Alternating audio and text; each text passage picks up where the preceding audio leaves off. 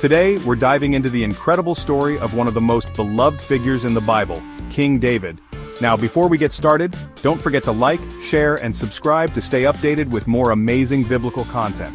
Alright, let's get right into it. David's story is one of the most fascinating and inspiring in the Old Testament. But why did God love David so much? Well, it starts with David's heart. You see, God looks beyond the surface and straight into our hearts.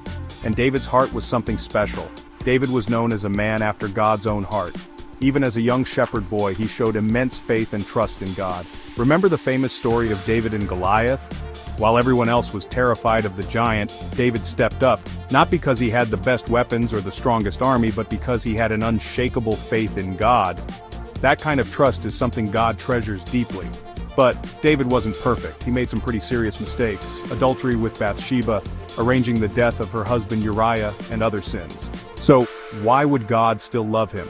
It's because David was genuinely repentant. When confronted with his sins, he didn't make excuses. He owned up to them and sought God's forgiveness with a contrite heart. His humility and willingness to repent showed his deep reverence for God. Another key aspect of David's character was his praise and worship. The book of Psalms is filled with David's songs and prayers, expressing his love, adoration, and dependence on God.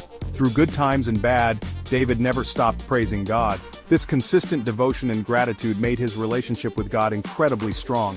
Moreover, God loved David because he was a man of action.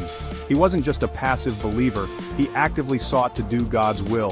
From uniting the tribes of Israel to bringing the Ark of the Covenant to Jerusalem, David's life was marked by his desire to honor and glorify God.